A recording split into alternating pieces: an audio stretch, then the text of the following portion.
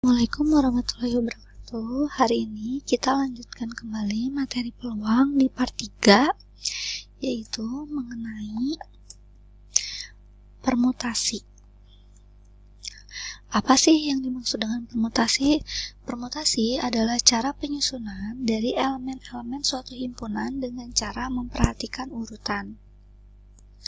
Jadi, permutasi ini biasa digunakan untuk menentukan banyaknya susunan dalam beberapa kejadian. Misalkan nih, kita mau menyusun kepengurusan anggota OSIS, atau kita juga bisa menentukan gimana sih cara menyusun suatu buku dalam lemari, kayak gitu. Nah, untuk permutasi dilambangkan dengan NPR atau juga PNR, di mana N itu adalah total kejadian dan R itu adalah bagian dari N. Nah, di mana NPR itu dilambangkan dengan N faktorial dibagi dengan N min R faktorial.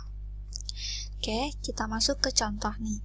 Misalkan, tentukan nilai dari, katanya, 6P3 dikurang 7P2. 6P, ingat rumusnya tadi NPR sama dengan N faktorial dibagi N dikurang R faktorial. Berarti di sini untuk NP3 artinya N-nya 6 dan R-nya adalah 3. Maka kita masukin ke rumus, jadi 6 faktorial dibagi dengan 6 dikurang 3 faktorial dikurang P2, berarti jadi 7 faktorial dibagi 7 min 2 faktorial. Lalu kita uraikan jadi 6 faktorial dibagi kurang 3 faktorial jadi 3 faktorial. 7 faktorial dibagi 7 kurang 2 jadi 5 faktorial. Selanjutnya kita uraikan. 6 faktorial itu artinya 6 kali 5 kali 4 kali 3 faktorial dibagi ini 3 faktorial, gitu. Yang ini juga diuraikan, cukup sampai 5 faktorial saja, berarti jadi 7 kali 6 kali 5 faktorial dibagi dengan 5 faktorial. 3 faktorialnya kita coret, lalu kalikan 6 kali 5 kali 4 jadi 120 dikurang 7 kali 6 jadi 120 dikurang 42, hasilnya adalah 78, kayak gitu. Oke, contoh yang kedua nih.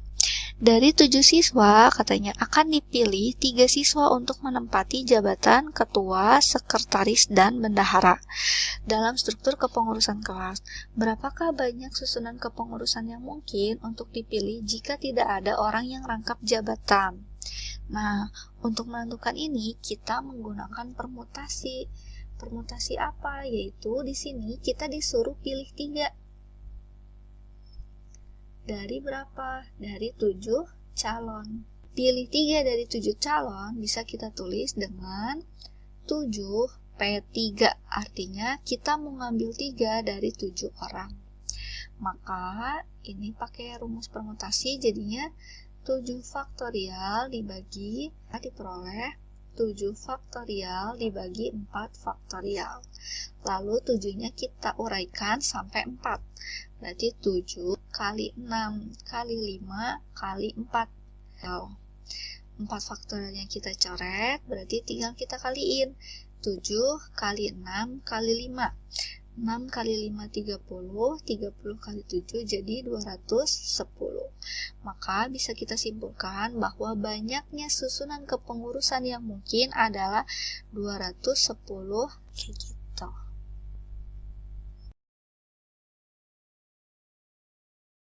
Selanjutnya adalah permutasi unsur yang sama. Dari namanya unsur sama, berarti dalam menentukan nilai permutasi unsur sama pasti akan ada elemen-elemen yang sama. Maka dari itu di sini rumus dari permutasi sama adalah N faktorial dibagi K faktorial dikali L faktorial dan M faktorial. Nah, N ini adalah jumlah keseluruhan elemen atau kejadiannya. Sementara K elemen atau kejadian yang samanya. Nah, supaya lebih memahami, mari kita perhatikan contoh berikut ini katanya. Berapa banyak kata yang dapat disusun dari huruf statistika? Nah, penyusunan huruf statistika ini kan bisa beberapa macam ya. Bisa aja statistika, bisa juga jadi statisti misalkan, dan lain-lain. Nah, untuk menentukan berapa banyak nih kata yang bisa disusun, ini menggunakan permutasi unsur yang sama. Nah, gimana caranya? Pertama, kita cari dulu N-nya. N itu adalah keseluruhan huruf yang kita miliki. Di sini ada berapa huruf yang kita miliki? Yaitu ada 1, 2, 3, 4, 5, 6, 7, 8, 9, 10. Berarti dari kalimat statistika ini terdapat 10 hurufnya adalah kita cari K. Nah, di sini akan ada huruf sama. Huruf yang samanya siapa aja? Huruf yang sama itu adalah S. Berarti kita anggap itu adalah jumlah huruf S yang samanya ada 2. Lalu kita cari L.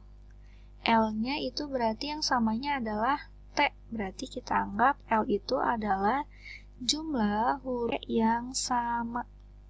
Jumlah huruf T yang samanya ada 3. Lalu kita bikin M.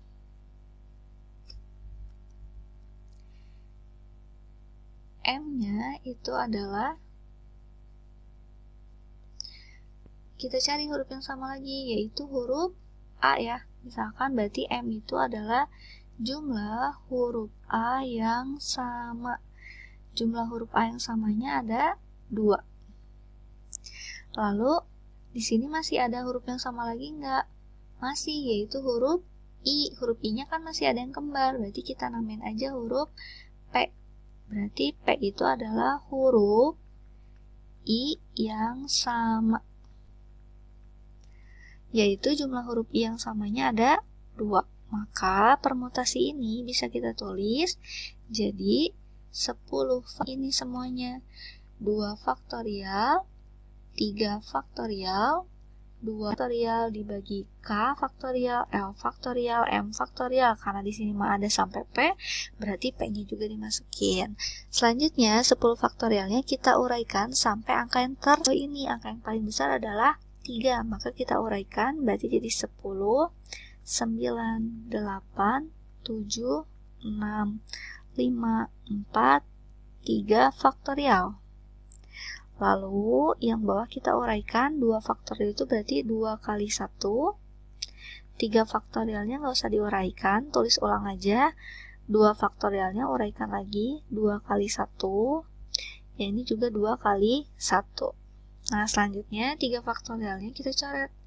Kita coret 2 kali 2 kali 2, kita coret dengan 8. Selanjutnya tinggal kalian hitung berapakah nilai dari 10 kali 9 kali 8, 10 kali 9 kali 7 kali 6 kali 5 kali 4.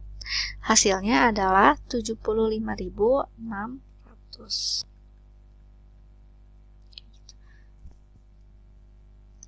Nah, contoh yang selanjutnya katanya, Andi memiliki 2 buah buku kimia, 4 buah buku matematika, dan 3 buah buku biologi. Andi akan meletakkan buku-bukunya di dalam rak. Berapakah banyak? Nah, ini juga pakai permutasi unsur yang sama. Kenapa? Karena dia memiliki jumlah buku yang sama, yaitu apa? Kimianya sama, ada 2. Matematikanya juga ada yang sama, yaitu ada 4. Biologinya juga sama, ada 3. Maka ini pakai permutasi unsur yang sama. Pertama, kita pakai N. N-nya berarti jumlah keseluruhan. Jumlah keseluruhan buku Andi adalah 2 tambah 4 tambah 3. Jadi 9. K-nya berarti kita anggap aja buku kimia. Buku kimianya ada 2. Lalu L-nya kita anggap buku MTK. MTK-nya ada 4. Lalu M-nya kita anggap dengan buku biologi. Buku biologinya ada 3. Maka nilai permutasinya adalah 9 faktorial dibagi 2 faktorial, 4 faktorial, 3 faktorial. Berarti jadi kita uraikan 9-nya sampai angka terbesar di bawah yaitu 4. Jadi 9 kali 8 kali 7 kali 6 kali 5 kali 4. Per ini uraikan 2 kali 1, 4 faktorialnya tulis, 3 faktorialnya dipecah, 3 kali 2 kali 1. Kita coret 4 faktorialnya, 3 kali 2 kali 1 kita coret dengan 6, 2 kali 1 kita coret dengan 8, sehingga dapat hasilnya 4. Setelah itu kita kalikan 9 kali 4 kali 7 kali 5. Hasilnya adalah 1260. Kayak gitu. Adalah permutasi siklis. Nah, permutasi siklis adalah permutasi yang cara menyusunnya melingkar. Sehingga banyak cara menyusun n unsur berlainan dalam lingkaran adalah P siklis sama dengan n-1 faktorial.